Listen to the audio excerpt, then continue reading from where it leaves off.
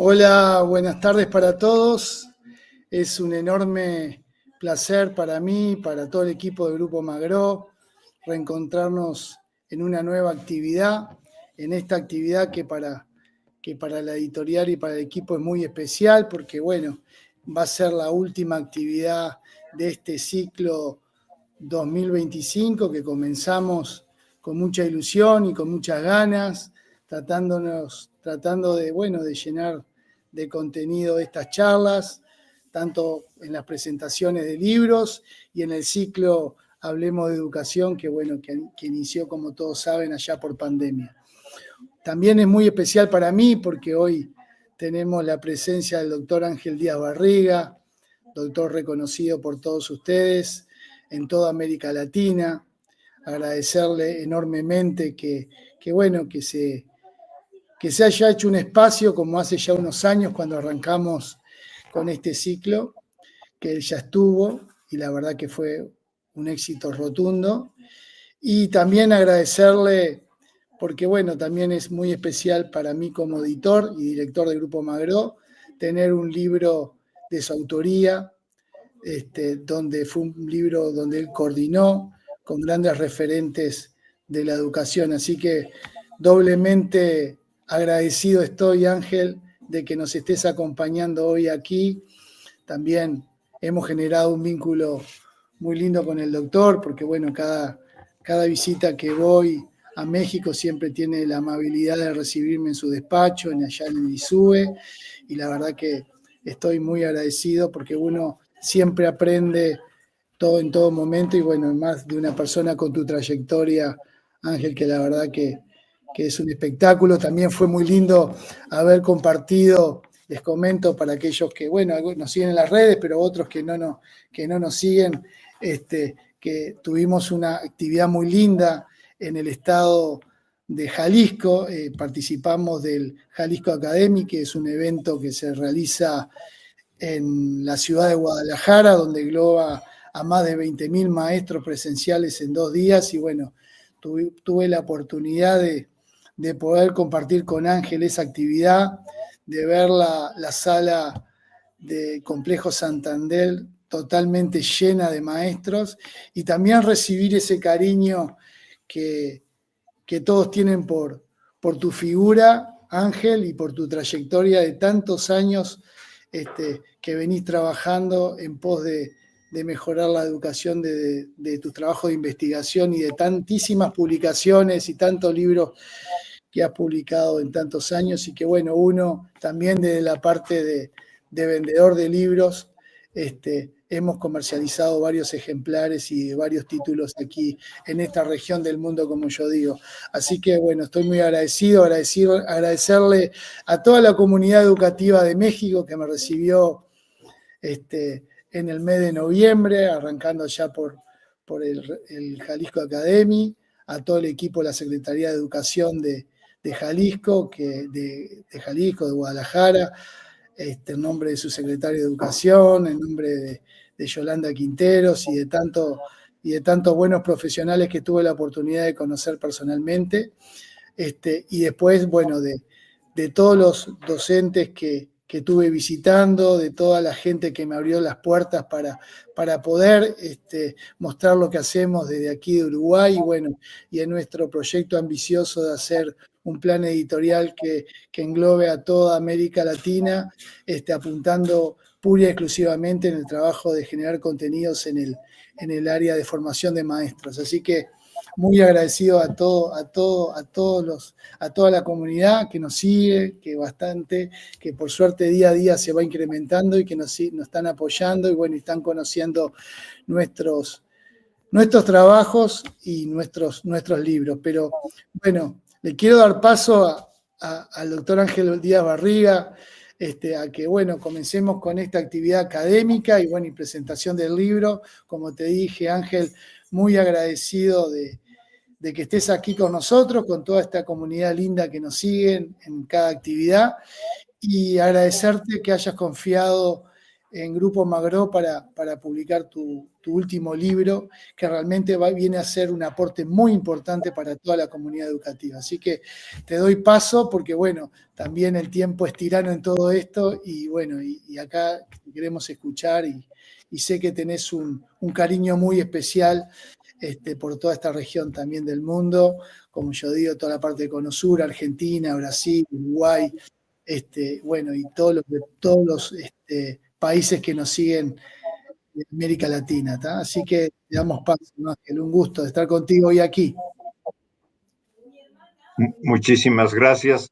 Buenas tardes, me da mucho gusto. Bueno, buenas tardes para algunos de ustedes, ya son buenas noches, pero me da muchísimo gusto poder estar en esta conversación un rato con ustedes para presentar el esfuerzo que hemos logrado materializar con el apoyo de la editorial de este libro sobre una perspectiva de evaluación en la didáctica.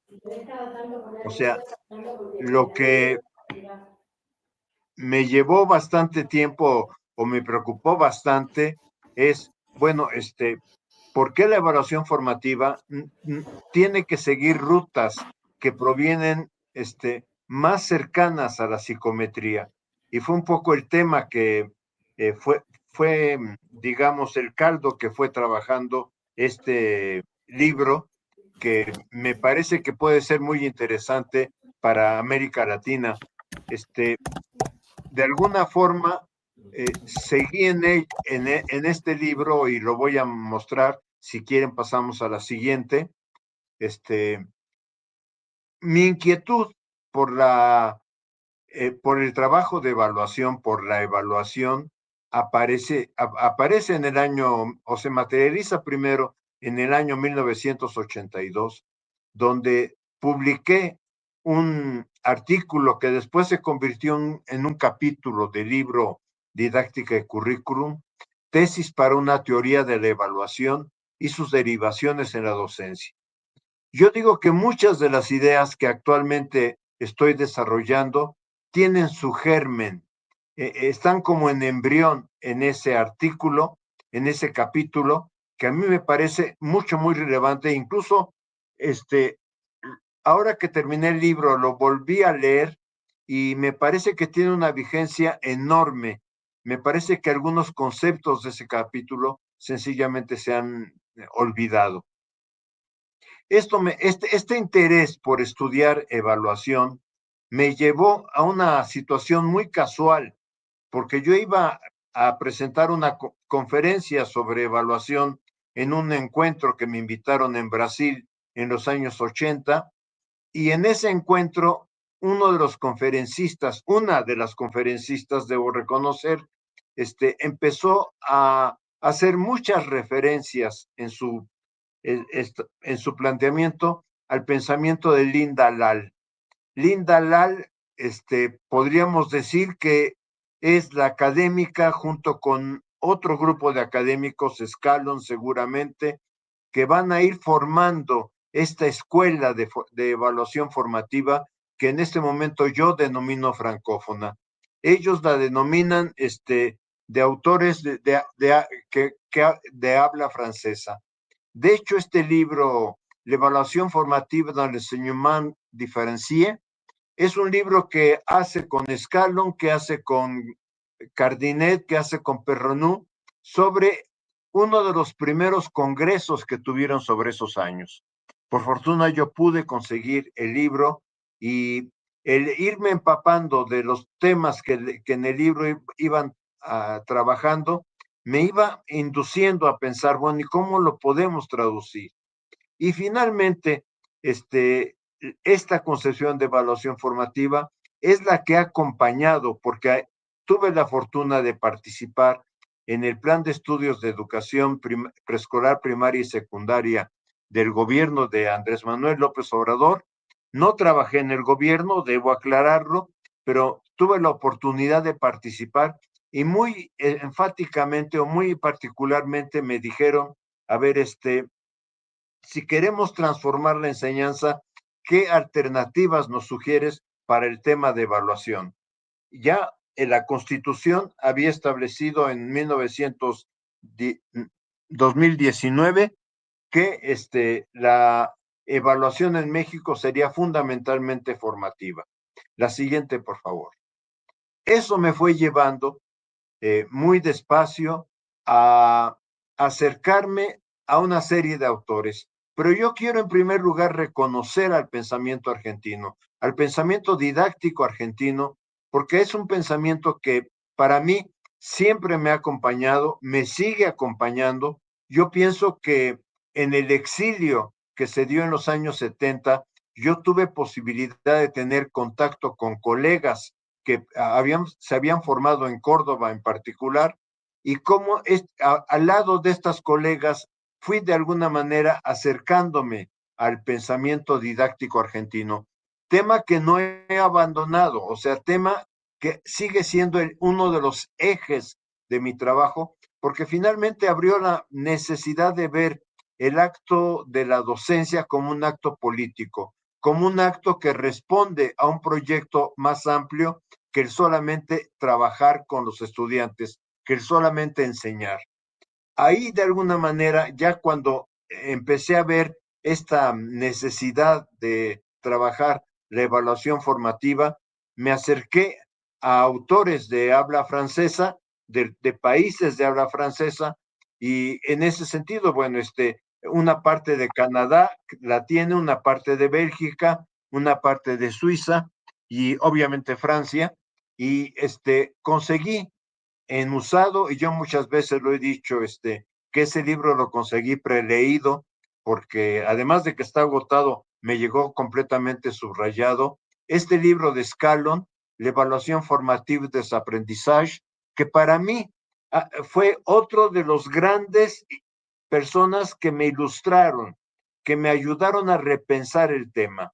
Y entonces, poco a poco fui viendo la necesidad de tener un desarrollo más profundo sobre este tema. Ya con la idea de, bueno, ¿y qué se puede hacer para México, para América Latina? Y en ese sentido me acerqué a esta revista que en lengua francófona la ha tomado este grupo, Mesure en Evaluation and the Education. Y entonces, después de leer artículos, y estar ahí juntando en mis papeles, porque todos estos siempre los imprimí, juntando en mis papeles, subrayando, marcando, etcétera, decidí preguntarle a algunos autores de estos artículos si aceptaran que alguno de sus artículos se tradujera al castellano. Me respondieron 5 de ellos, la verdad, con una generosidad que yo no puedo desconocer. Más bien, cada vez que me comunico con ellos, se lo agradezco. A ninguno lo conozco personalmente, es otra cosa que debo aclarar. Mi contacto con ellos ha sido a través de los mensajes que se hacen por correo electrónico, que como viene el correo electrónico en cada uno de los artículos, es como el instrumento que ha sido más fácil para poderlo hacer. Pero debo confesar y debo reconocer que la generosidad fue no decirme, yo les decía tal artículo o tales artículos y ellos me decían, escoge entre mi obra, y me mandaban su currículum propiamente y yo podía estar hurgando. O sea, la construcción del libro para mí también fue un espacio de enriquecimiento, porque estuve hurgando en las obras de los autores, realizando una tarea que hoy la veo, digamos, parcial. Me hubiera gustado un libro con más capítulos, de un autor tomar otros capítulos, porque realmente tienen veredas de trabajo muy interesantes que han sido muy útiles para esta, ¿qué sería? Vivencia o trabajo. La siguiente, por favor. Y entonces el libro quedó conformado de la forma como ustedes lo están viendo en pantalla. En 6 capítulos, yo escribí el primer capítulo, me parecía necesario plantear que se puede hablar de una perspectiva didáctica, en qué consiste esa perspectiva didáctica, y luego están los otros capítulos. Ahorita no me voy a detener a leerlos, porque este es un poco en lo que consiste la presentación, desglosar un poquito cada uno de estos artículos. La siguiente, por favor. Algo que reconocen todos ellos, y en eso todos coinciden. Aquí abajo también me permití colocar otra de las revistas en las que trabajan. Per se es digamos, la base de datos con la cual yo pude empezarme a mover en este pensamiento. Y ellos, si bien dicen que el pensamiento, que el concepto de evaluación formativa surgió en los Estados Unidos por el trabajo de Scriven de 67, dicen, este concepto finalmente lo vamos a ubicar en ese momento en lo que puede ser la corriente sajona. ¿Por qué? Porque en esa visión de evaluación formativa, el responsable de la evaluación es el docente. El docente propone las rúbricas, las escalas, las listas de cotejo, y muchas veces, yo diría la mayoría de las veces, estos instrumentos terminan en un número. O sea, aunque la rúbrica diga excelente o muy bueno o satisfactorio, etcétera, todo eso se puede tener una traducción numérica, y la hemos vivido con mucha claridad en varias partes de los procesos de evaluación en nuestra región. Y por otra parte, lo que yo estoy llamando aquí sí, porque ellos sí hablan de una corriente sajona, pero ellos no se reconocen como una corriente francófona. Yo la estoy enunciando de esta manera. Aquí lo aclaro: en países de lengua francesa, Francia, y regiones francófonas de Suiza, Bélgica y Canadá. Lo que ellos plantean, y esto es muy interesante, es que les decía, ya estaba en el germen de mi pensamiento, pero lo encuentro con mayor claridad en lo que desarrollan. Es una acción imbricada en la acción didáctica. Esto es, en el acto de enseñar hay evaluación formativa. Cuando yo trabajo con los estudiantes, yo estoy recibiendo una información por parte de la manera como ellos responden al trabajo, de la manera como ellos reflejan lo que estoy diciendo, con las caras, los cuerpos, etcétera, que están teniendo. Y todo esto de alguna manera hace ver que no hay enseñanza sin evaluación, y que el responsable de la evaluación formativa es el estudiante, porque el estudiante es el sujeto de aprendizaje. Y algo que es interesante es no tiene instrumentos propiamente dichos, aunque es objeto de investigación. Y entonces aquí el problema es, ¿y de dónde surgen las estrategias? Si no se habla de instrumentos, ¿de dónde surgen las estrategias para la evaluación formativa? La siguiente, por favor. Alal, en 2002, reconoce que Benjamin Bloom, el autor de la taxonomía de objetivos de la educación, pero que después escribió el libro Maestría en el Aprendizaje, Mastery Learning, es como ese su título original en inglés, abrió nuevas rutas de acción para la evaluación formativa. Dicen, una reflexión posterior a la acción válida para analizar las causas de los errores de los alumnos en un texto, examen, narración, trabajo, cuaderno, para sugerir una acción remedial.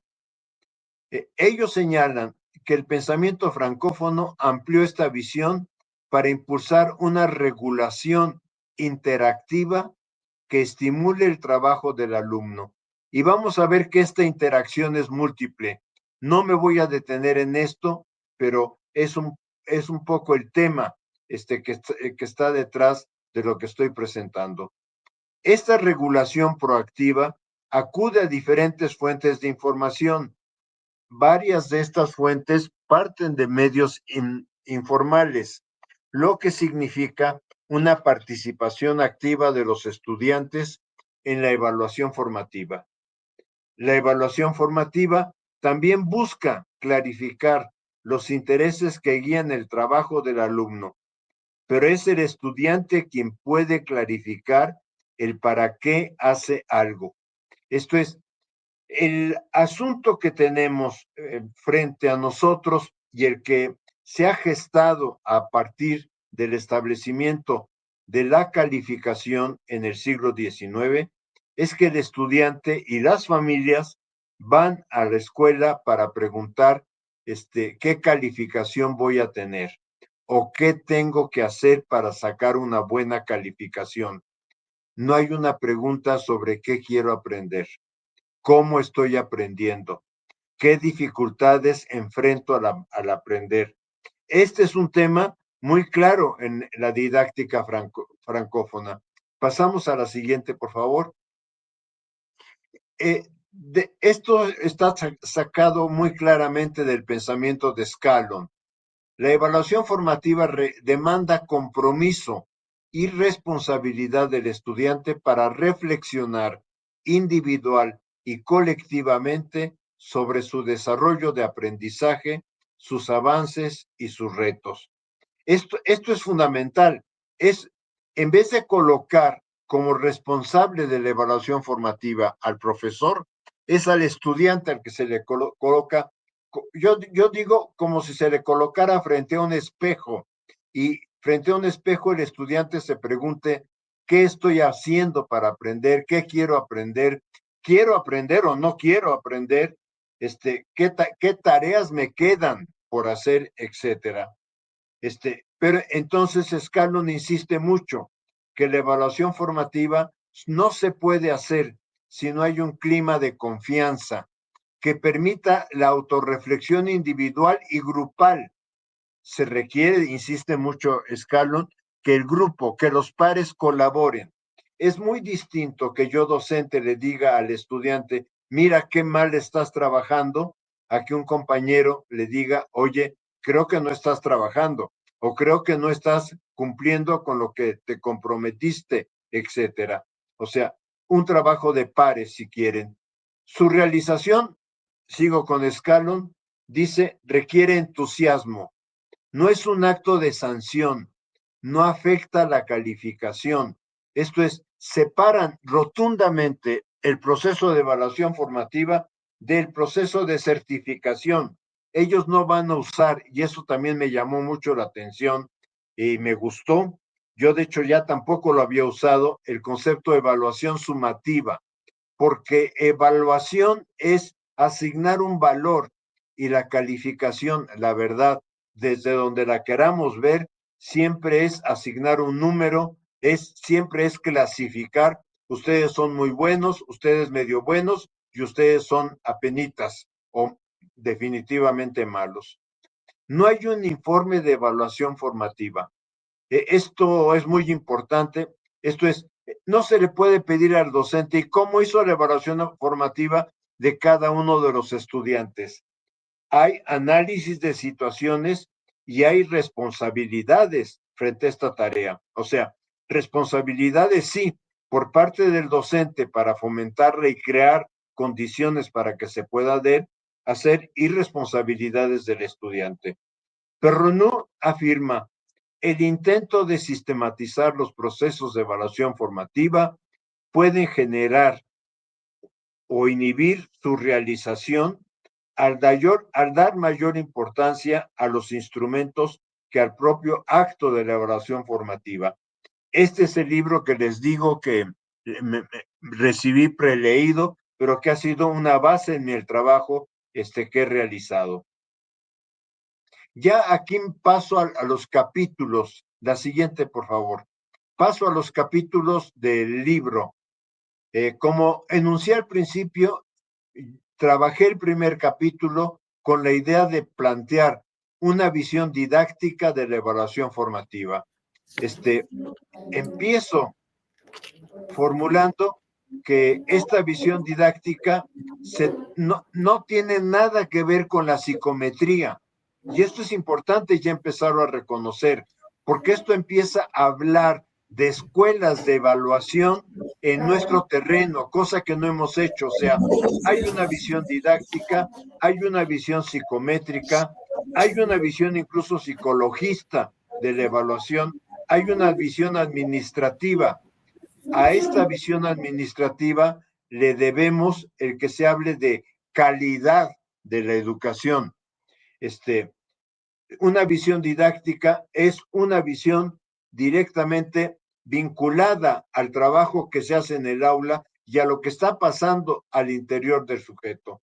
Como les decía al principio, está muy vinculada al proyecto que estamos trabajando en la reforma educativa en México, en el Plan de Estudios 2022. Planteo que las rúbricas, las listas de cotejo, etcétera, son formas de disfrazar el tema de los números o de la calificación, acción que es dominante en estos instrumentos. O sea, miren que en la mañana todavía estaba en una discusión sobre si una lista de cotejo era el modelo adecuado para valorar el trabajo de un docente. Y siempre el valorar el trabajo de un docente a través de una lista de cotejo termina diciendo, pues tiene puntajes altos o tiene puntajes medios. O sea, siempre estamos en esa discusión, el número escondido detrás de estos instrumentos. Asumo los postulados de Scallon, que implica responsabilidad del estudiante crear un clima de confianza que no afecte la calificación. Establezco dos formas de realizar la evaluación formativa. Una que llamé informal, utilicé en algún momento el lenguaje de el timing didáctico en la evaluación formativa, que recupera un trabajo que recupera un concepto de un trabajo que ya también había formulado en los años 90 en el docente y los programas de estudio, la ansiedad creadora. O sea, ese momento en que lo que yo preparé para trabajar con los estudiantes ya no funciona. Ya no funciona porque me estoy dando cuenta que no les interesa, que no entienden, que no alcanzan a hacer ese trabajo, que están ellos desarrollando otras cuestiones y que de alguna manera en ese momento uno dice, es que tengo que cambiar la actividad y mejor voy a hacer esto. Por eso digo que reconoce el tacto en la enseñanza. Esto es la sensibilidad del docente con su formación, con sus conceptos, la que le permite decir, esto no está funcionando en este momento. Los cambios reales suceden entre planeación y realidad del aula. Esto lo sabemos perfectamente. Y en la parte formal, lo que he establecido es la noción de examen formativo, realizado de diversas formas. Abordo varias estrategias para desarrollar esto que denomino examen formativo. Ha sido elaborado por los maestros mexicanos, o sea, el concepto de examen formativo no lo ideé, sino lo ideó un maestro que ha estado trabajando conmigo, una maestra, y me pareció muy interesante las varias vertientes que le da al examen formativo. Por ejemplo, calificar un examen, pero regresarlo a los estudiantes y analizar las preguntas que no son correctas, que están de manera incorrecta en el examen, y analizar las razones por las que no se respondió ese examen. Hay ocasiones en que incluso esta persona me dijo, o esta profesora me dijo, lo que hago es decirles, ustedes no son esta calificación, ustedes se pueden mostrar que pueden hacer mejores cosas, vamos a cancelar este examen, vamos a repetirlo, no necesariamente con las mismas preguntas, y hacerlo en un segundo momento. O hay otro examen formativo que realiza que también me parece muy interesante, que es decirles las preguntas solo contesten las preguntas que ustedes consideran que tienen la respuesta correcta. Y en las preguntas donde consideran que no tienen la respuesta correcta, escriban la razón por la que no tienen la respuesta correcta. Y lo que ha salido ha sido muy interesante. No estudié, no entiendo el tema, todavía lo estoy manejando con mucha confusión, etcétera. Y entonces esto también le va sirviendo al docente para ir viendo cómo va pausando, cómo va rearmando su trabajo en la enseñanza. Ahora me voy a referir a los capítulos que hicieron los colegas francófonos. Hola Ángel, ¿me escuchas? Sí. Mirá, sí. tengo unas preguntas que están llegando por el privado aquí. Una es, que ya estuviste hablando del tema, es ¿por qué consideras que hay una diferencia entre los proyectos que llamas pensamiento francófono y sajón y cuáles son algunas de sus expresiones? O sea, el pensamiento, primero, gracias por la pregunta. El pensamiento sajón es un pensamiento que yo pienso que ha sido dominante o que es dominante en el terreno de la evaluación formativa. Fundamentalmente su origen es psicométrico, aunque después se ha mezclado con algunos elementos sociológicos o con algunos elementos que intentan acercarse a la didáctica, como es el caso de las rúbricas, por ejemplo, o de las listas de cotejo que ahorita estaba mencionando. Entonces, el pensamiento sajón, en el caso de la evaluación formativa, es muy, digamos, le deja la tarea, le responsabiliza de la tarea al profesor. Y entonces es el docente el que tiene que pensar el momento de hacer la evaluación formativa, cómo aplica la rúbrica, cómo concibe la rúbrica y en ocasiones cómo califica la rúbrica. O sea, es el profesor el que hace la tarea, aunque el alumno la pueda llenar en algún momento, en el caso de secundaria o más adelante. Pero finalmente parte del profesor, y el profesor se considera responsable de retroalimentar al estudiante. Acá, en el pensamiento francófono, la gran diferencia es que se plantea desde el estudiante, desde una responsabilidad del estudiante. Por eso, incluso cuando estoy hablando del examen formativo, donde se le dice al estudiante, a ver, ¿qué pregunta no puedes responder? Pero di la razón de ello. Estás regresando al estudiante, diríamos, en México diríamos, le estás regresando la pelota a su cancha para que él vea qué puede hacer con esa pelota. Esto es, para que el estudiante vea que si él no quiere aprender, no hay nada en la escuela que lo vaya a hacer aprender. Entonces, es también irle dando responsabilidad al estudiante sobre esta tarea. No sé si con eso queda más o menos resuelta la pregunta. Sí, aquí es importante para todos los que se están presentes en el vivo que pueden realizar las preguntas que quieran aquí por el chat. Aquí también del equipo del Grupo Magro hay una pregunta que dice, respecto a la afirmación, ¿es el estudiante el que puede clarificar el para qué hace algo? Ahí está. ¿Ahí la ves, Ángel? ¿Mejor? ¿Ves la pregunta? Ajá.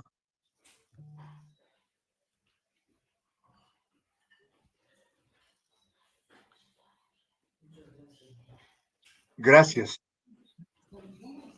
Y la otra es... Sí, es que el complemento, ¿cómo se logra? A ver, no hay un acto mecánico que me permita decir, yo voy a lograrlo con todos los estudiantes. Hay un acto en donde yo pienso, y esto también lo vinculo mucho con el pensamiento freiriano, donde el docente dice, bueno, yo estoy aquí también como alguien que está coaprendiendo con ustedes. Entonces, ustedes también tienen que marcar qué es lo que quieren aprender. También vincula esto mucho con el pensamiento freinetiano, donde es regresarle al estudiante no solamente la responsabilidad de la enseñanza, es una tarea del docente. Eso es lo que quiero decir. O sea, aquí está el programa marca este temario y yo voy a seguir este temario porque lo tenemos que cumplir. Sino es preguntar también, dialogar con los estudiantes, a ver, el porqué del temario, cuál es el sentido del temario, cuál es la relevancia, qué es lo que se puede trabajar, cómo se puede trabajar, etcétera. No es fácil, es más, yo diría, es más sencillo con niños pequeños. Acabo de ver una experiencia Freinet que me dejó 1000 satisfacciones la semana pasada acá en México, donde la maestra le pregunta a los niños de preescolar de 4 o 5 años qué quieren estudiar en estos días. Y los niños hacen dibujos y se vota el dibujo que más gustó a todos, que fue hacer un restaurante y empieza la maestra a desarrollar cómo hacer el restaurante en varias sesiones, terminando la última sesión con padres de familia y niños, porque les pidió entonces que si en un restaurante se da de comer, hay recetas, qué son las recetas, qué alimentos tienen las recetas, un semáforo de alimentos que me dejó a mí impresionado. O sea, realmente se puede hacer mucho desde el niño pequeño. Con el estudiante más, digamos, en la parte de pubertad o más adolescente, más rebelde, también se puede llegar a preguntarles, a ver, ¿qué es lo que quieren ustedes estudiar y por qué? ¿Por qué están en la escuela secundaria? ¿Qué esperan de la escuela secundaria? Y sobre todo, ¿qué van a hacer? O sea, ¿qué van a hacer? Pero como compromiso de ustedes, no como compromiso mío como docente. Perfecto, Ángel. Seguimos, Leo, seguimos. Muy bien. De acuerdo. Pasamos a la siguiente, por favor. O sea, hay una donde está, no alcanzo a ver cómo vamos ahí en esa, exactamente. Ese es el capítulo 2. Y en este capítulo 2, ya lo que busqué fue, si bien no conozco a las autoras, bueno, aprovechar lo que Internet posibilita en este momento y colocar una imagen de la profesora Linda Lal, que yo diría que es como la primera generación, siendo indiscreto, la profesora me responde, tengo 80 años, no estoy en condiciones de hacerle un artículo, pero le mando toda mi producción y usted escoja, y me costó mucho trabajo escoger. Ayer que releí el libro para preparar esto, yo decía, ¿y por qué no escogí este otro? O sea, yo no quería un libro muy grande, pero ciertamente, como ustedes pueden ver en la pantalla, solamente mostré 2 libros de la cantidad de obra que tiene. Me pareció que era importante abrir el tema con regulaciones del aprendizaje, porque es como le están dando la vuelta ellos, pero sí plantear uno de los últimos, evaluación formativa y didáctica, porque me parece que si bien ella en varios de sus artículos plantea que la didáctica en el pensamiento suizo, por lo menos porque ella es de origen suizo, no es muy favorecida, ciertamente que en momentos reconoce el papel de la didáctica. Entonces, cuando habla de regulación del aprendizaje, dice que hay mecanismos de regulación en las diversas teorías del aprendizaje. Ella estudia esos mecanismos de regulación en las diversas teorías, pero ella asume que hay que verlo como un ecosistema en situaciones escolares, donde todos los elementos de la situación escolar van influyendo en el desarrollo del aprendizaje del sujeto y posibilitan su regulación. Digamos, si el entorno del salón de clases es demasiados estudiantes, si el entorno del salón de clase es un ambiente que propicia el trabajo, si las bancas del salón de clase no permiten muchas interacciones entre los estudiantes, todos estos elementos, más los acumulados del hogar, etcétera, contribuyen a crear ese ecosistema del estudiante. Pasamos a la siguiente.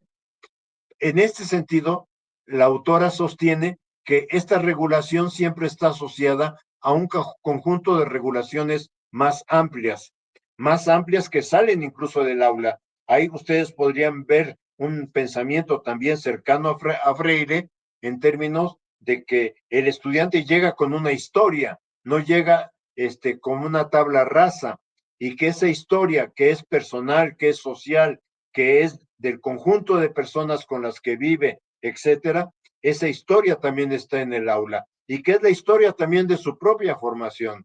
El estudiante dice, aún trabajando solo, se puede encontrar una serie de recursos sociodidácticos, como apoyarse de un profesor, de un adulto, de un compañero, de una persona que no conoce, etcétera.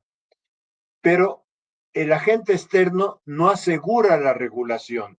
O sea, el que el estudiante se apoye en otro sujeto no necesariamente garantiza que él, por regulación, entonces ella empieza a hablar de una regulación interna y una regulación externa. La interna es la que el sujeto vamos proporcionando, por ejemplo, decir, voy a hacer este trabajo, voy a hacer esta tarea, etcétera. La externa es todo aquello que me apoya, desde el libro, desde poderme sentar en casa para hacerlo, o sentarme en el salón de clase, etcétera. Pero ello dice, no hay una regulación interna y externa, sino las dos regulaciones están en completa interacción permanentemente. Eso nos lleva a que hay grado de regulación que apoyan la autorregulación del sujeto, esto es, cómo yo voy estableciendo mi sistema de trabajo con factores contextuales. Hoy probablemente un elemento que influye mucho en la dificultad o en las formas de regulación del estudiante es el uso de tecnologías digitales a partir de cierta edad. Pasamos a la siguiente. El capítulo 3, es el capítulo de Joël Morrisset. Joël Morrisset es una profesora canadiense.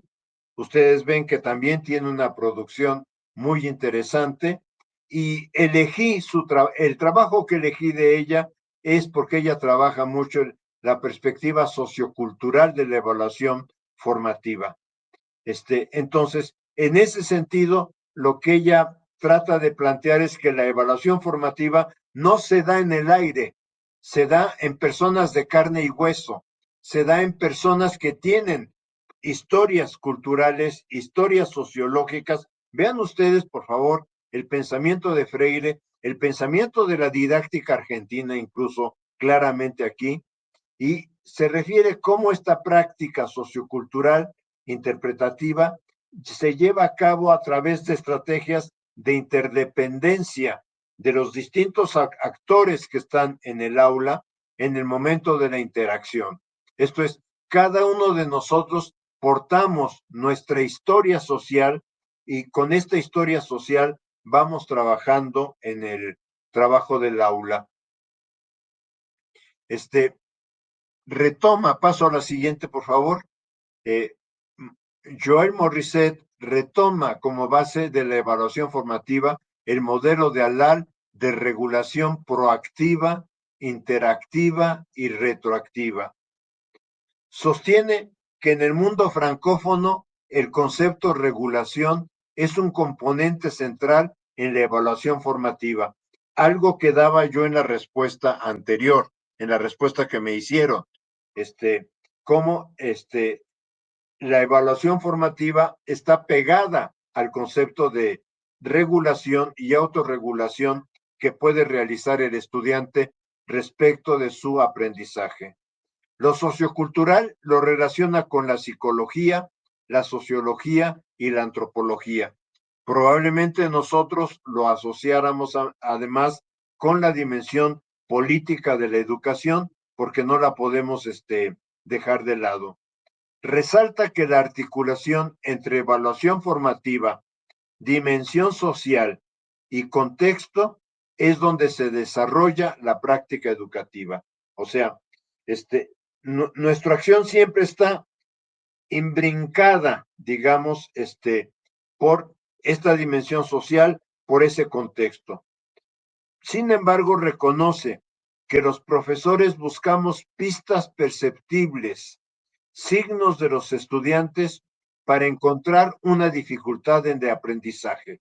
Esto es, plantea que en el tema de esta perspectiva de evaluación formativa, son los estudiantes los que nos van dando pequeños signos, cara de aburrimiento, cara de distracción, una tarea que no se entiende, o sea, que no, una tarea que se asigna a los estudiantes, que uno cuando los empieza a ver que están trabajando, no han entendido qué es lo que se les está solicitando, y dice, todos estos signos nos ayudan a identificar una dificultad en el aprendizaje.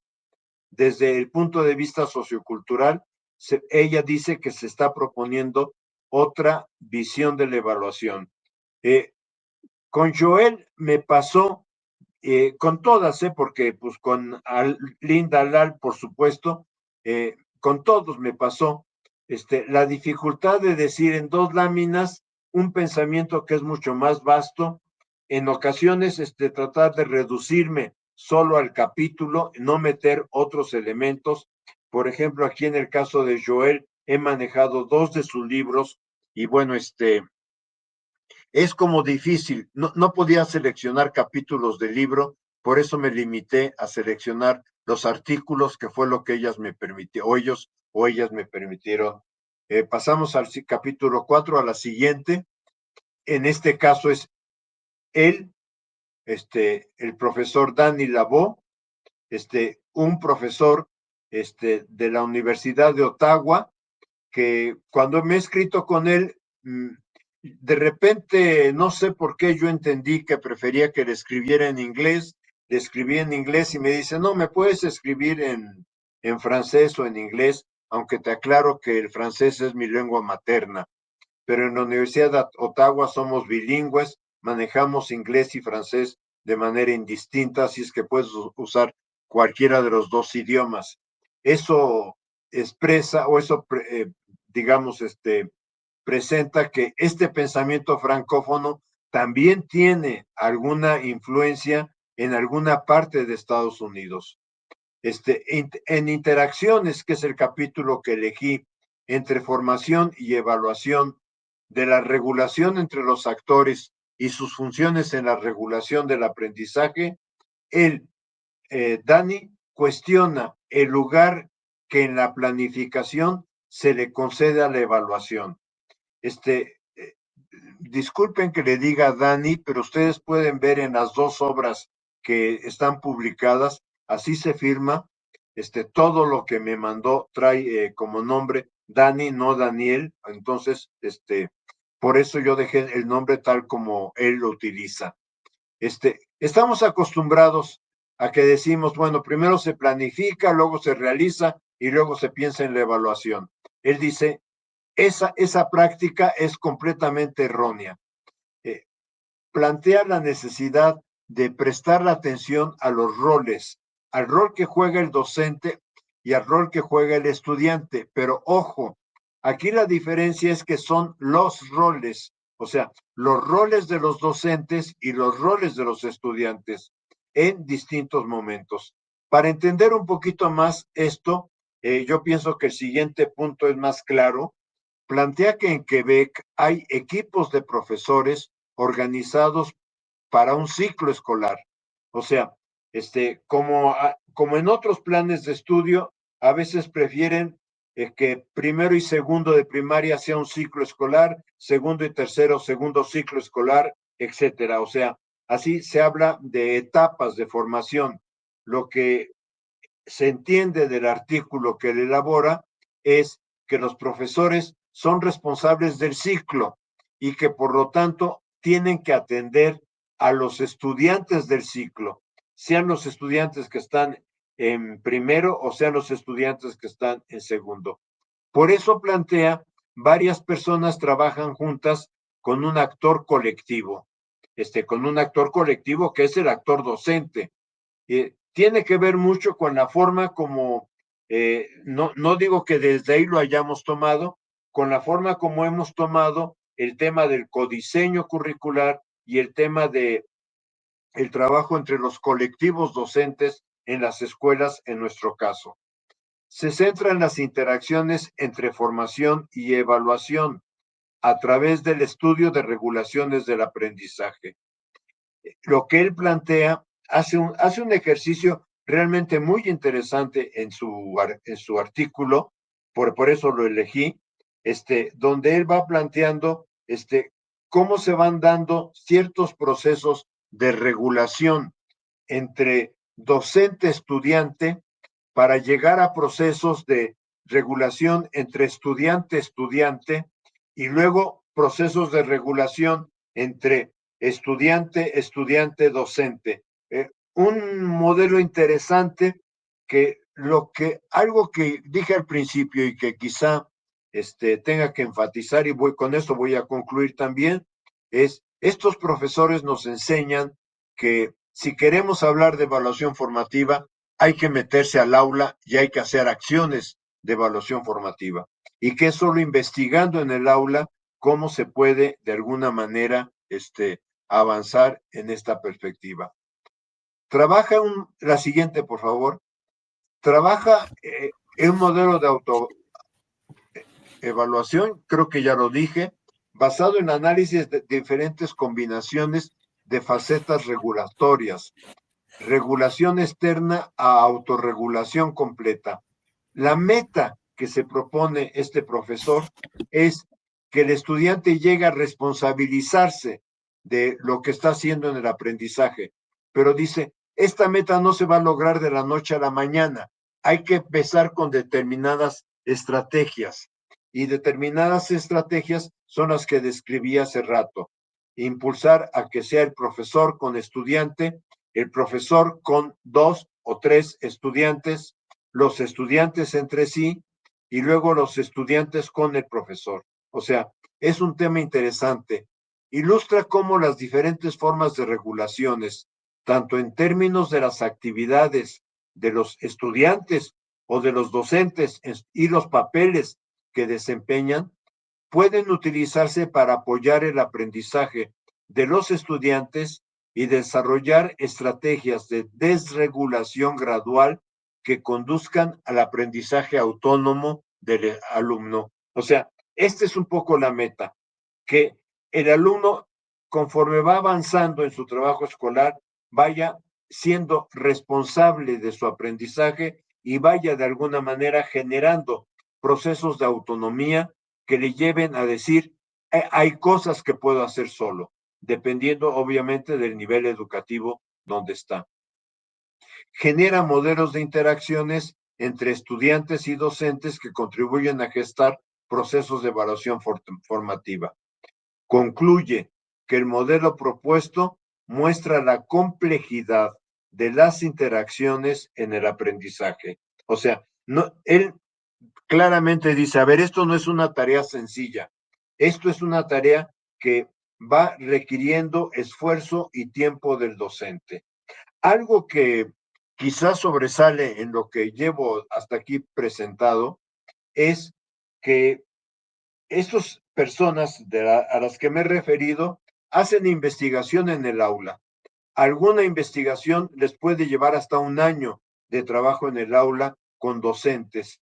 Y entonces, no están hablando como en el aire de qué se puede hacer. Esta es una invitación que realmente, en el caso personal, me está sirviendo mucho también para pensar, bueno, ¿cómo puedo apoyar este trabajo de perspectiva didáctica de la evaluación formativa a partir de trabajos en el aula? La siguiente, por favor. Fernando, se me va. Sí, Ángel. ¿Sí? Tengo acá una pregunta para hacerte a raíz de esto que estás desarrollando. ¿Consideras que una propuesta de impulsar la autorregulación y corregulación de los estudiantes favorecerá la tarea que tiene que realizar la escuela? Sí, pero al mismo tiempo va a requerir que la escuela tenga menos contenidos que trabajar. O sea, mientras tengamos planes de estudio lleno de contenidos, va a ser prácticamente imposible o cumplir los contenidos o generar otros procesos en el aula. No sé si me explico. Entonces, sí, Sí, sí es factible, sí es viable, pero uno tiene que encontrar la manera. Mira, una docente me decía en estos días, entonces lo que cambia es la profundidad de trabajo en el contenido. Y sí, cambia la profundidad de trabajo en el contenido cuando el programa ha sido muy saturado de contenidos y no alcanza uno a establecer todos estos procesos como los están abordando estos colegas. Entonces, se trabajan, sí, pero se trabajan de manera más superficial. perfecto. Y es una problemática que hoy la mayoría de los maestros se enfrentan, ¿no? Exactamente. Seguimos. De acuerdo. El capítulo 5 les decía que corresponde a un profesor, podríamos nosotros decir con respeto, porque es investigador, pero podríamos decir que está recién terminando su postdoctorado en Suiza. Es de origen colombiano, Fernando Morales. De hecho, en realidad solamente tiene artículos, no tiene todavía libros en su obra. Es obviamente, uno dice es más joven, pero ya es una persona de 40 años, o sea, no es una persona joven, pero sí es un colombiano que hizo su licenciatura en Colombia, pero su maestría y su doctorado lo ha hecho en Suiza, y de hecho ya se quedó a trabajar en Suiza. De hecho, sus publicaciones, no hay publicaciones de él en castellano. Quizá la única ventaja con él que tengo es que cuando me escribo en español, no necesito hacerlo en francés. Nos podemos comunicar bien en español. Él lo que presenta es un proceso de evaluación y regulación, el caso de evaluación colaborativa intergrupal en una escuela primaria. En realidad es un capítulo largo, pero es un capítulo importante porque en este capítulo Fernando trata de analizar con mucho detalle, porque presenta una cantidad de evidencia enorme. Es un capítulo que desde el punto de vista de traducción nos costó trabajo porque, por ejemplo, presentaba manuscritos de los estudiantes. Y ya en el texto que ustedes tienen en castellano no están los manuscritos. De hecho, lo consultamos con él, primero porque ya no podíamos copiar la letra y entonces colocamos directamente lo que, en español lo que el estudiante estaba escribiendo, lo que escribía para él y lo que escribía para su compañero. Entonces, ese trabajo colaborativo, grupal, que yo pienso que es muy latinoamericano también, porque a nosotros nos gusta, y yo voy a decir un poco lo argentino, la grupalidad en Argentina es un tema focal, es un tema central. Entonces, me parece que incluso tienen libros sobre didáctica grupal, ¿no? Entonces, es como textos que son muy cercanos a lo que estamos realizando.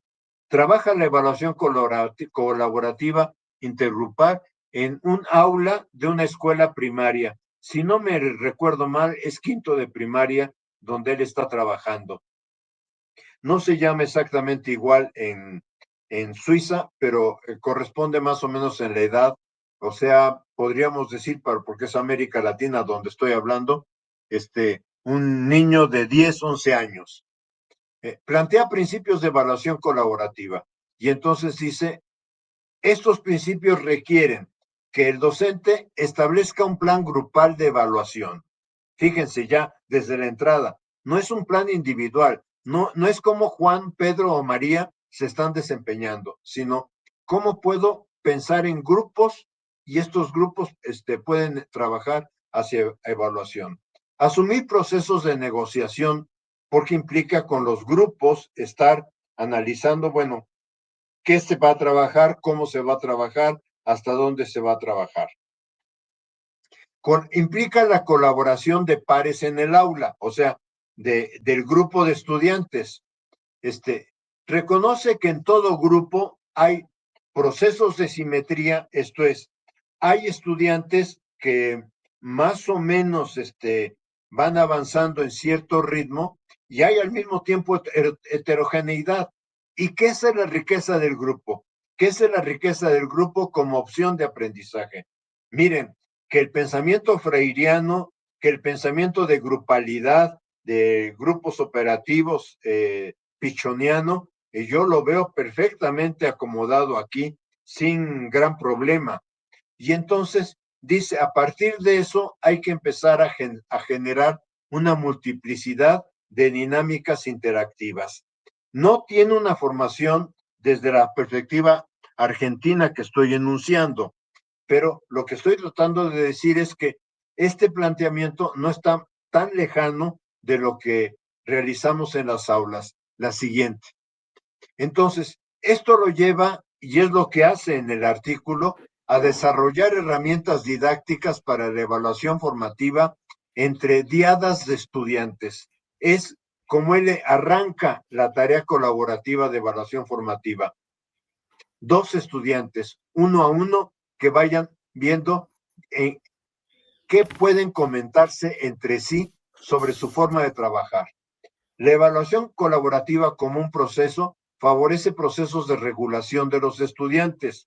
Esto es como regresarle a los niños, en este caso, aunque se podría hacer con personas, estudiantes mayores, pero es como regresarle a la responsabilidad de, ¿y tú en qué ritmo vas a aprender? ¿Cómo vas a aprender? Las interacciones que se dan entre los estudiantes favorecen la apropiación del enfoque de evaluación o del conocimiento disciplinar involucrado. Porque ya les decía, en el pensamiento francófono, enseñanza y evaluación formativa están de la mano. Y la función de la evaluación colaborativa es formativa. Se dirige a apoyar la autorregulación de los estudiantes. Pasamos al siguiente. Probablemente de todas las autoras, y de hecho de Lucie Motier, ya hay un artículo traducido en, creo que es en un libro argentino, La evaluación como oportunidad, un capítulo de ella. Pienso que es la única autora que tiene ya un capítulo en castellano, Lucie Motier. Es más de la generación de Dani Labo y de Joel Morissette. Yo digo que son alumnos porque incluso la forma en que he tenido la correspondencia con Linda Lal me dice, y por favor, mándeme esto también para que yo se lo envíe a la profesora Lucy. Y yo le he dicho, no, yo se lo envío, usted no se preocupe por eso. Lucie Motier escribe Evaluación formativa del aprendizaje de los estudiantes, entre innovaciones, fracasos y posibles renovaciones a través de la investigación participativa. Ahí se me fue un error. Aquí presenté 2 libros de la autora, de la cantidad de obra, realmente es una autora que me costó también seleccionar porque la verdad en mi folder se quedaron una cantidad de artículos que yo decía, es que vale la pena por esto, vale la pena por... Y yo les diría que de Lucie Motier y de Linda Lal se me quedaron muchísimos en ahí archivados. Y ayer que le releía, yo decía, bueno, pero ¿por qué no se me ocurrió otro? Y bueno, siempre habría que haberle dado al libro un final más o menos estructurado. Tomé como eje regulación y entonces fue lo que me organizó el tema. Lucie Motier en este capítulo hace un análisis sociohistórico Esto lo aprendimos mucho en la didáctica argentina, tiene que ver con el pensamiento freiriano, de las diferentes reformas que se han llevado a cabo en materia de evaluación en un cantón de la Suiza francófona.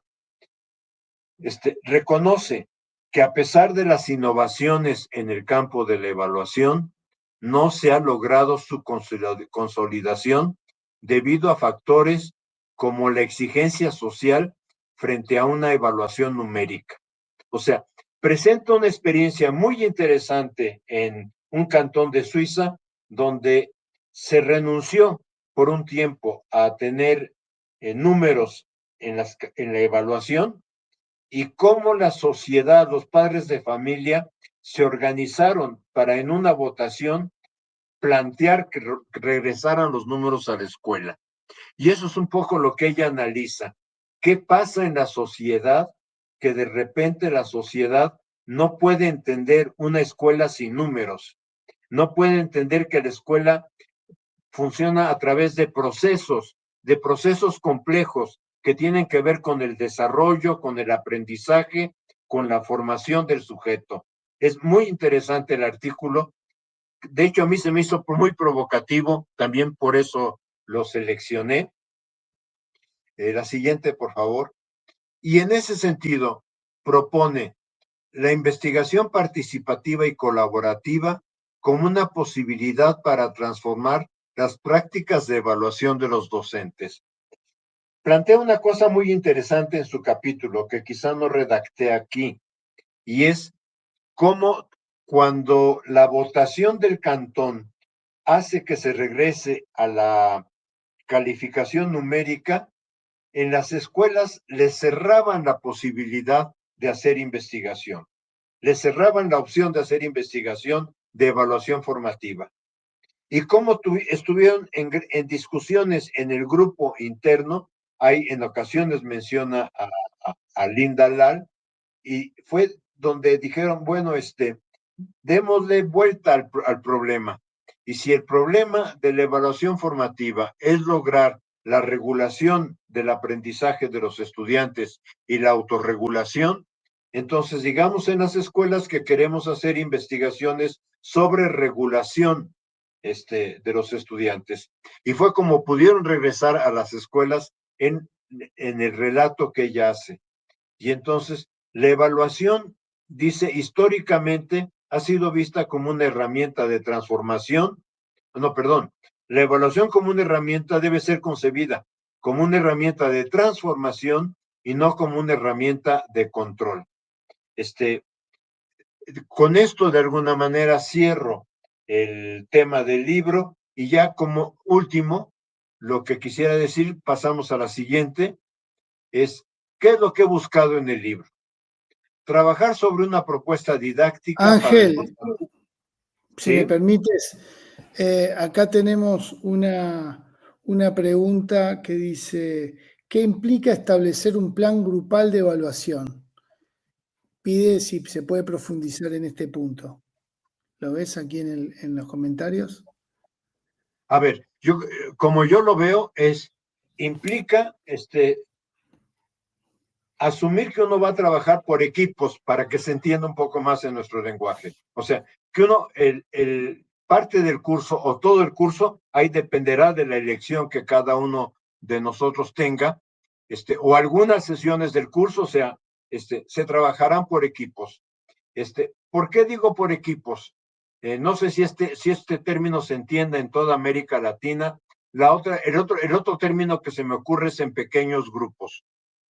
Organizar al grupo en pequeños grupos. En mi práctica, yo intento que sean grupos de 4. Me quedan siempre de 6. O sea, no, los estudiantes también, y ahí es donde entra esos procesos de negociación a los que habla el autor. O sea, los estudiantes dicen, no, vamos a trabajar, pero vamos a trabajar así, de acuerdo. Y entonces, además de que uno piense que el trabajo va a ser en una perspectiva de pequeños grupos, acompañada también de una perspectiva grupal, esto es, de una reflexión que se promueva hacia todo el grupo en un momento dado, entonces pensar, y bueno, ¿y qué estrategias de evaluación voy a irme dando en las etapas de trabajo de este grupo o en los temas de trabajo de este grupo. Pienso en las etapas cuando estamos hablando de proyectos, pienso en temas cuando estamos hablando de un programa que trae un temario definido y que entonces de alguna manera tenemos que cumplir. Y entonces, estar viendo, estar gestando, yo pienso que, por lo menos como yo lo hago, es concibo el trabajo general del grupo, pero ya después las condiciones también de cada equipo de trabajo me van dando ideas de cómo gestar el siguiente paso. Ok, y después dice también, ¿qué implica que la evaluación sea una herramienta de transformación? O sea, ¿dónde está el apoyo de transformación?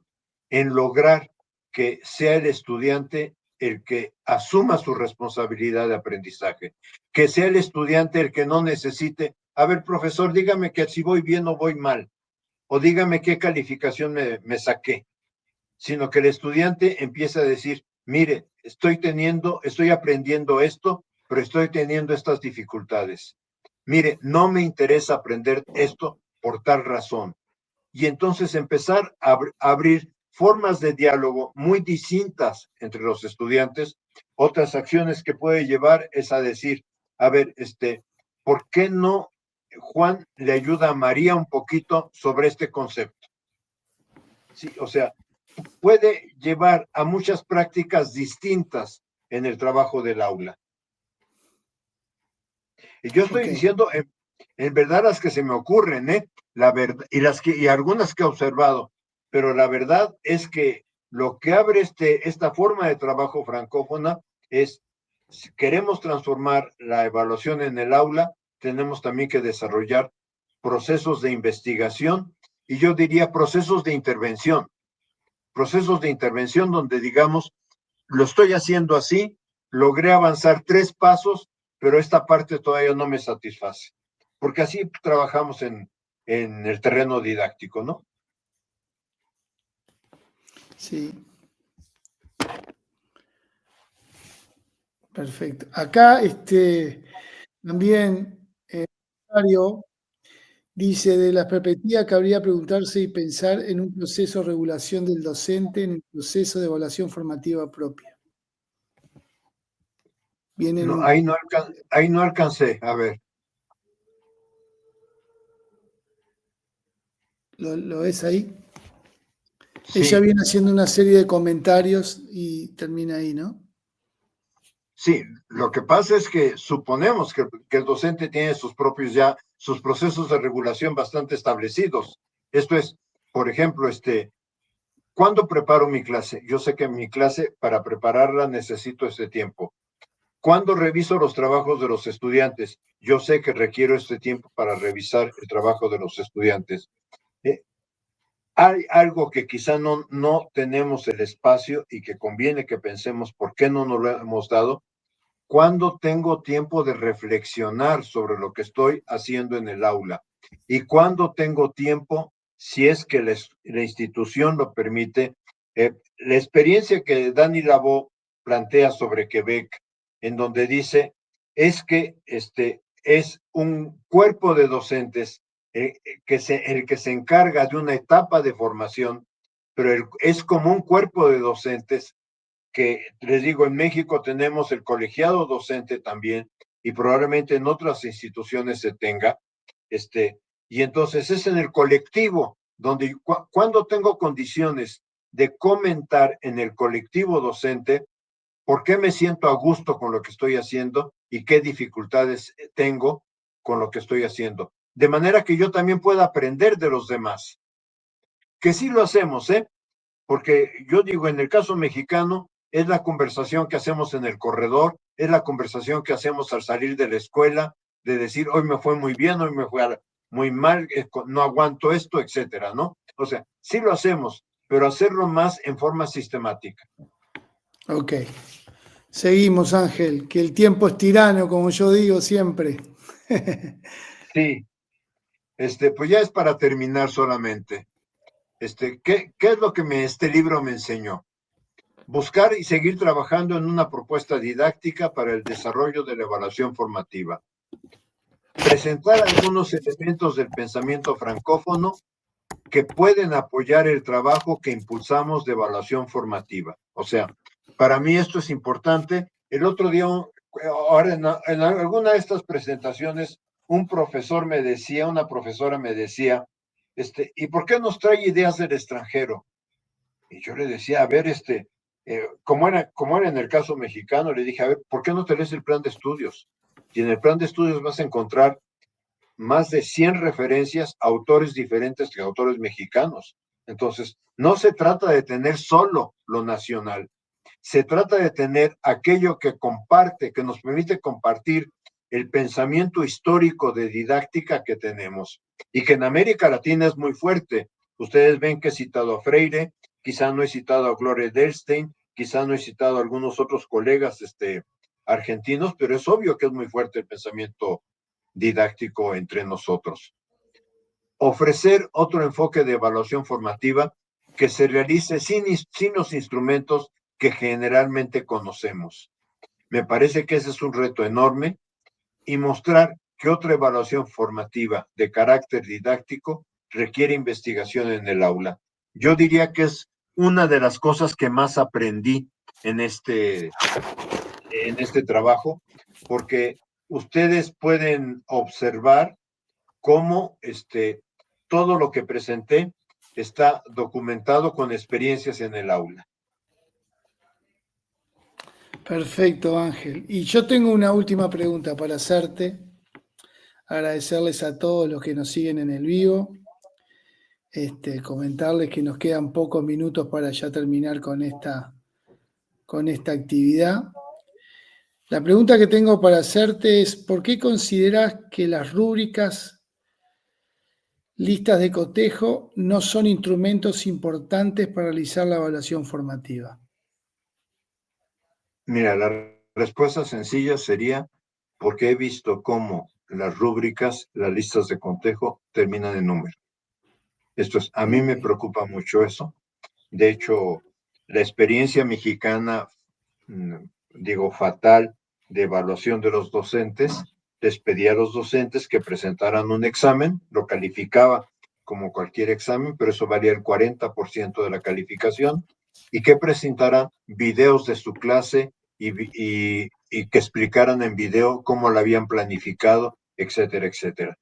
Y eso lo calificaba un docente especializado en un sistema muy policial, esto es, le daban 10 hojas, no le permitían entrar con celular, al terminar le contaban que regresara 10 hojas, no podía conversar con nadie en el acto de evaluación, etc. Me parece que era muy policial.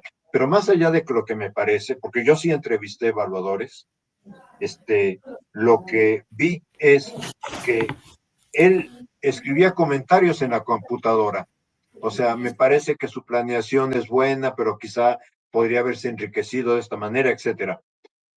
Pero después escribía algo que decía bueno, muy bueno, satisfactorio, insatisfactorio.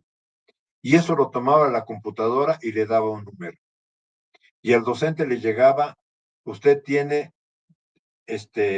99 de puntos. Y me preguntaban, ¿y qué me faltó para ser bueno o suficiente? Yo le decía, pues un punto, porque no sé más. Te mandaron puros números. O sea, mi gran preocupación es cómo las rúbricas se utilizan en el fondo y esconden en el fondo un número. Misma cosa que estoy viendo hoy, porque hablando hoy con docentes me hablaban igual. Es que llega el supervisor con una lista de cotejo y en la lista de cotejo va palomeando lo que yo se supone que hago bien. Entonces, no estamos en...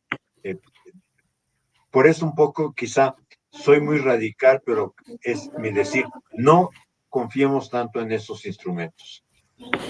Perfecto, Ángel. Bueno, agradecerte muchísimo hoy la presencia aquí.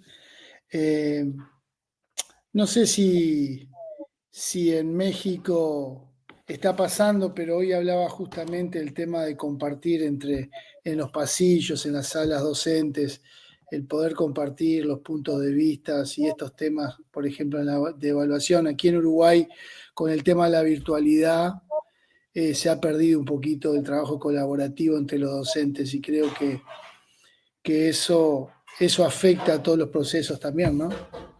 En México siguen estando con la presencialidad y tienen clases y hay salas docentes, ¿verdad, Ángel? La mayor parte, prácticamente, bueno, en todo el sistema de educación básica es presencialidad. Ya en enseñanza media puede haber no presencialidad y en enseñanza superior, aunque es muy marginal, la gente busca presencialidad.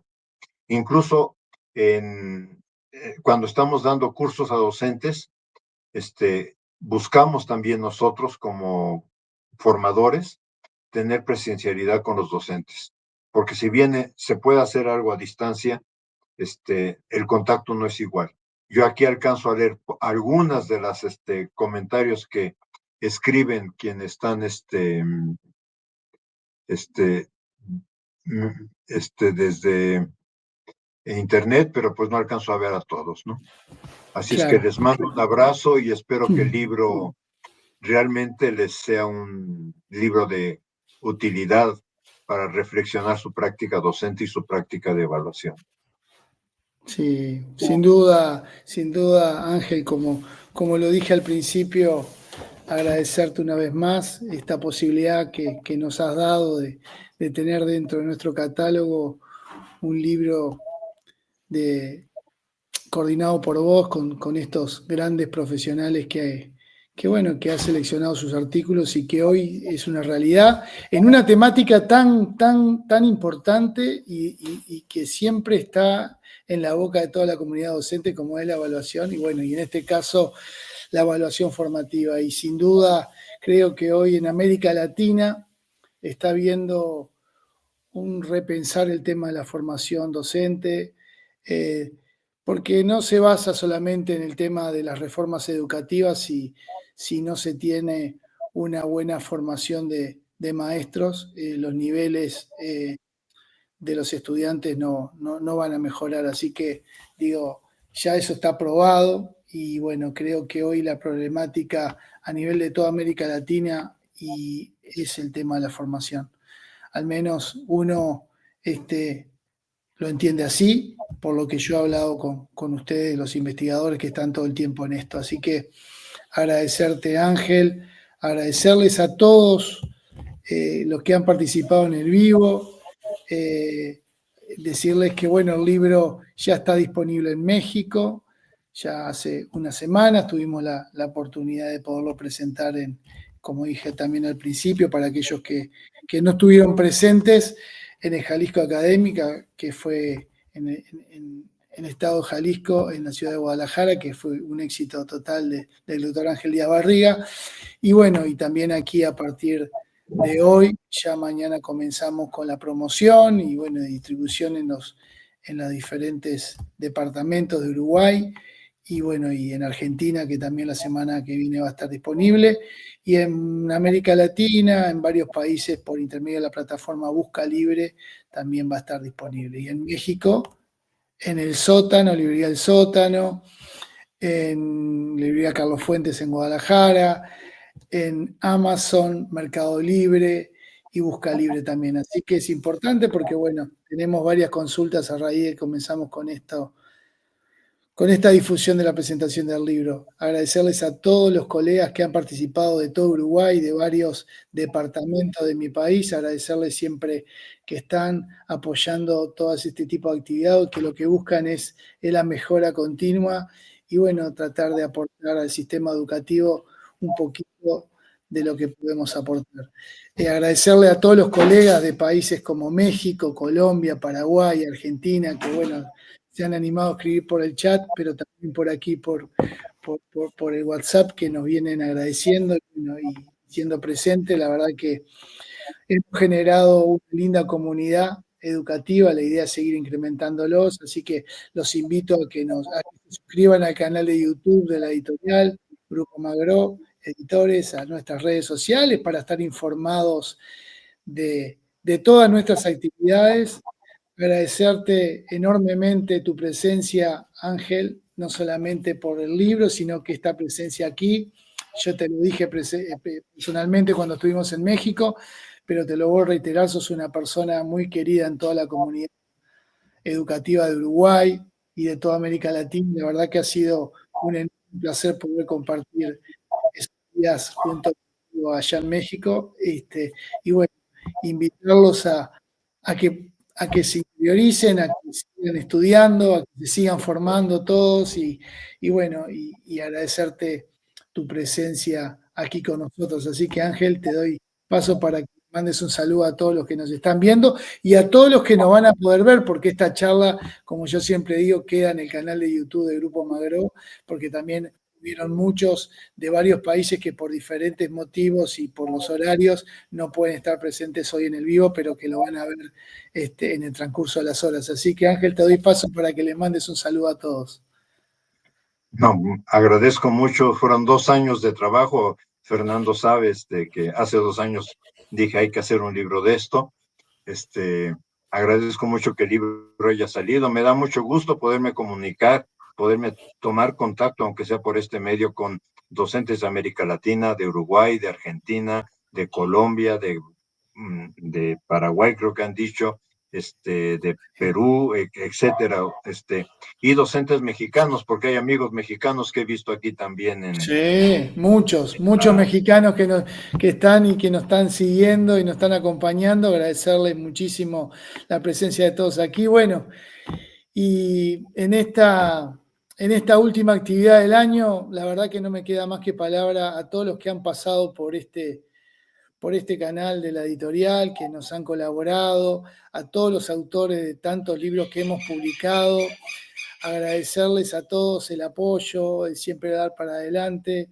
No es fácil, pero bueno, ahí vamos con esta misión que tenemos de generar contenidos en el área de formación docente para la mejora de la formación de maestros y profesores, y estar muy agradecido, la verdad, a cada uno de todos ustedes que nos vienen siguiendo, apoyando en esta linda travesía, a toda la comunidad educativa que se va generando y bueno, toda esta sinergia. Y bueno, desearles, porque ya no nos vamos a ver este año, unas felices fiestas para todos y agradecerles el apoyo y que siempre están del otro lado dando esa palabra de ánimo para seguir adelante. Y bueno, yo la verdad que me gusta mucho lo que hago y lo hago de corazón, y agradezco a personalidades como Ángel y como tantos otros autores que han confiado en nuestro trabajo y que bueno, que tienen la grata inquietud de apoyarnos en todo lo que hacemos. Así que agradecerles a toda comunidad, agradecerles de corazón y desearles unas muy felices fiestas, que pasen en paz junto a sus seres queridos y sus familias. Y bueno, nos veremos en el 2026 también, siguiendo y llenando de contenido este canal y bueno, con muchas novedades para este 2026. Así que les agradezco mucho y les mando un fuerte abrazo. Y Ángel, a la distancia, te mando un fuerte abrazo y agradecerte. Un abrazo a todos y a todas. Que pasen muy bien. Chau, chau. Chao.